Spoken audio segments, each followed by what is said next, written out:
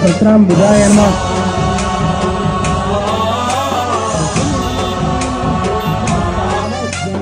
गणनायकाय गणदैवताय गणाध्यक्षाय धीमहि गुणशरीराय गुणमण्डिताय गुणेशानाय धीमहि गुणातीताय गुणाधीशाय गुणप्रविष्टाय धीमहि एकदन्ताय वक्रतुण्डाय गौरीतनयाय धीमहि गजेशानाय भालचन्द्राय श्रीगणेशाय धीमहि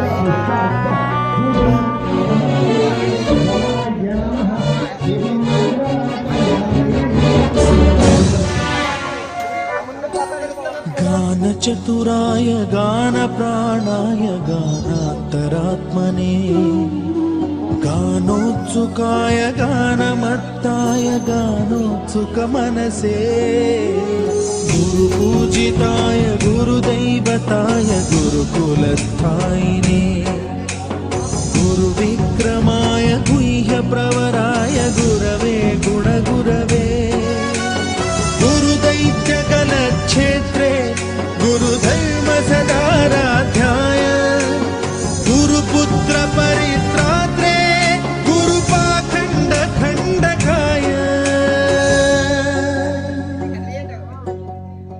गीतसाराय गीततत्त्वाय गीतगोत्राय धीमहि गूढगुल्फाय गन्धमत्ताय गोजयप्रदाय धीमहि। నమస్కారం అండి, నా పేరు రోజా అండి. రాజాడిపో నుంచి మాట్లాడుతున్నాను. 58వ వార్డులోని మన భారీ విగ్రహం 75 అడుగుల బెల్లం వినాయకుడిని ప్రతిష్ఠింపజేశారండి. మేము గత నెల 20 రోజుల నుంచి ఈ వినాయకుడి కోసం ప్రతి ఒక్కరు విశాఖ కాలేజ్ నుంచి వచ్చిన స్టూడెంట్స్ మాకు చాలా సహకరించారండి. అలాగే ఇక్కడ ఉన్న కమిటీ సభ్యులందరూ ఈ వాతావరణం మాకు చాలా ఇబ్బంది పెట్టిన వాతావరణాన్ని కూడా లెక్క చేయకుండా నెల 20 రోజుల నుంచి ఈ వినాయకుడిని రూపుదిద్దడం మొదలు పెట్టామండి. మన వినాయక చవితి రోజుకి సంపూర్ణంగా అయ్యిందండి. అలాగే ఇది 21 రోజు పాటు మనకి దర్శనం ఇస్తారండి. వినాయకుడు ప్రతి ఒక్క భక్తుడు వచ్చి దర్శనం చేసుకోవాలని మనస్ఫూర్తిగా కోరుకుంటున్నాము. అలాగే వాతావరణం కూడా లెక్క చేయకుండా భక్తులు రావడం మేము చాలా సంతోషంగా ఉంది. ఇక్కడి నుంచే కాకుండా విజయవాడ నుంచి, భీమవరం నుంచి, కాకినాడ నుంచి కూడా రావడం మేము చాలా చాలా సంతోషిస్తున్నామండి. అలాగే మనకి 27వ తారీఖుని భారీ అన్న సమారాధన ఉంది.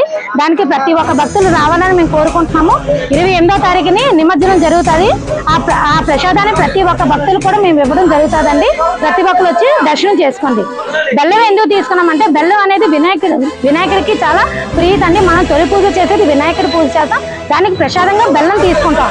సో అందువల్ల ఈ బెల్లాన్ని తీసుకొని మనం రూపుదిద్దడం మొదలు పెట్టామండి. అందరికీ చాలా సంతోషంగా ఉంది.